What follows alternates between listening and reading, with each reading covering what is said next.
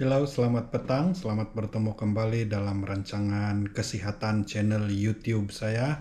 Terima kasih karena sentiasa menonton. Terima kasih karena sudah subscribe.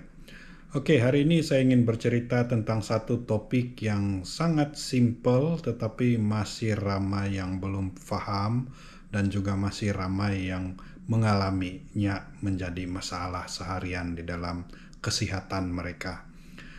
Topik ini yang dipanggil sebagai gastrik bagi kalangan orang-orang Sabah ataupun nama sebenar dari segi perubatan adalah dispepsia ataupun gastrik. Oke, penyakit gastrik ini kita alami bila kita merasa sakit di bahagian ulu hati. Nah, sudah saya terangkan juga dalam YouTube saya sebelum ini berkaitan dengan gastrik. Boleh scroll dan saya akan bagi juga link di dalam YouTube yang ini supaya kamu boleh lihat pengetahuan ataupun ilmu yang telah disampaikan sebelum ini. Oke, sakit gastrik atau sakit dispepsia ini selalunya dialami di sekitar ulu hati ataupun di atas bahagian perut kita bilang.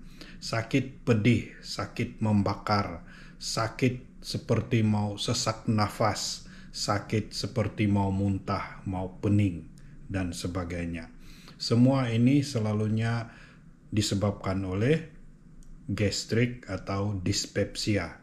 Dan kebanyakannya disebabkan oleh yang kita bilang functional dyspepsia ataupun sakit yang disebabkan oleh faktor-faktor pemakanan. Nah, dan sebenarnya gastrik atau dispepsia ini sangatlah mudah untuk dielakkan ataupun untuk dirawat, tetapi kebanyakan orang tidak tahu. Sebab itulah balik-balik kena saja ini penyakit gastrik atau dispepsia. Oke, punca utama penyakit gastrik adalah dari segi functional dyspepsia ini punca utamanya adalah makanan.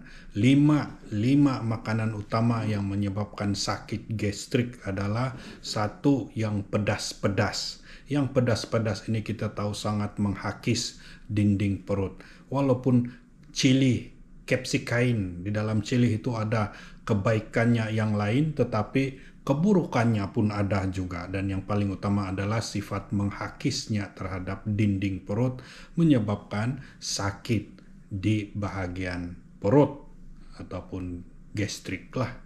Itu yang pertama, pedas. Yang kedua, yang asam-asam. Semua yang asam-asam ini memang ada unsur asid di dalam makanan tersebut yang juga menyebabkan hakisan kepada dinding perut tersebut. Sudah tentu kalau baru 1 kali 2 kali makan tidak ada masalah, tapi kalau sudah 10 tahun kau makan yang asam saja dan ada komponen lain juga termasuk lada dan cili dalam yang asam itu, sudah tentu suatu hari nanti hakisan akan berlaku di dinding perut dan jadilah gastrik.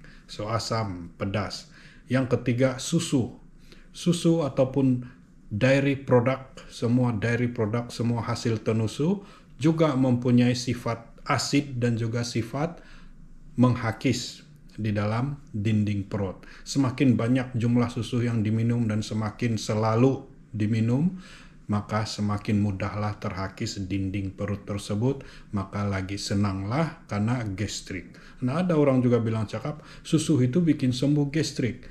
Tidak betul, karena bila kita minum susu itu bersifat daging, dia akan dengan sementaranya menghilangkan sakit, karena dia coba menetralkan asid melalui sifatnya yang bersifat sebagai protein ataupun daging.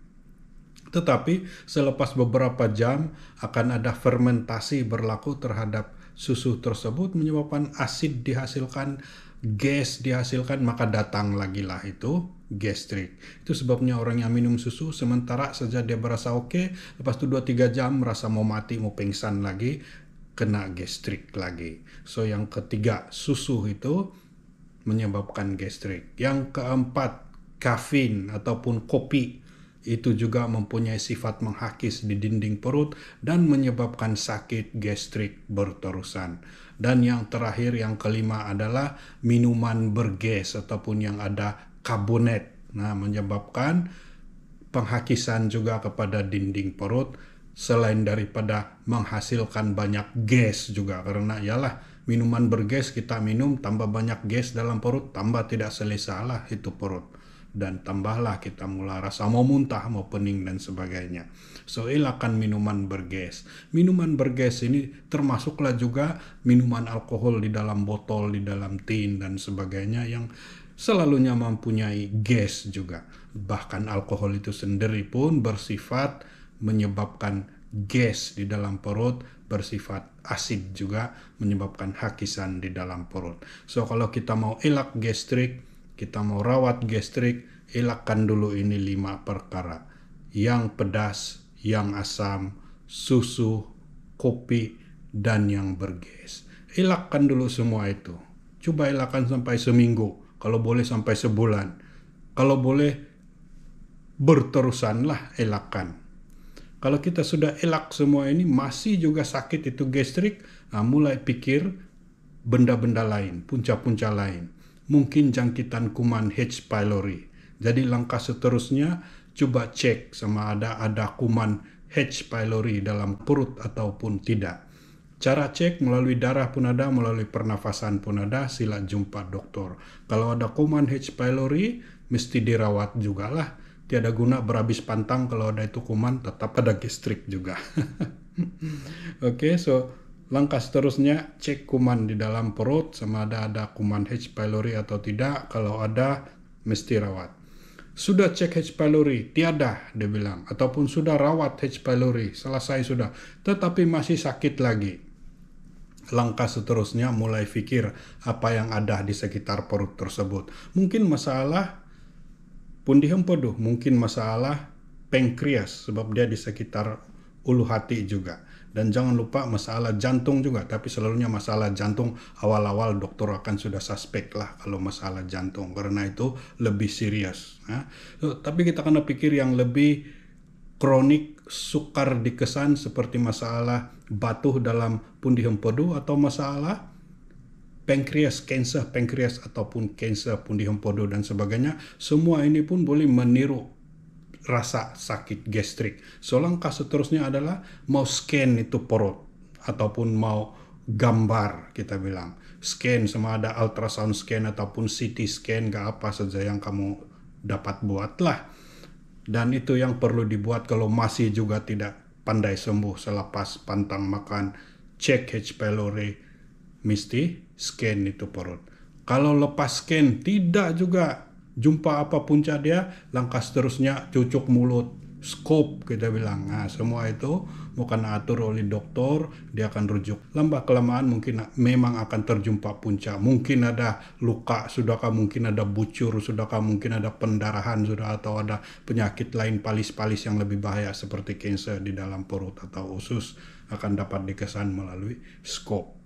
Oke, so itu cara menangani dispepsia ataupun gastrik. Pertama sekali, elakkan 5 perkara tadi. Asam, pedas, susu, kopi, bergas termasuk alkohol. Tidak juga sembuh, buat pemeriksaan kuman H. pylori. Tidak juga sembuh, scan ke punya perut. Tidak juga sembuh, scope ke punya mulut. Tengok apa masalah di perut. Oke, sekian dan terima kasih.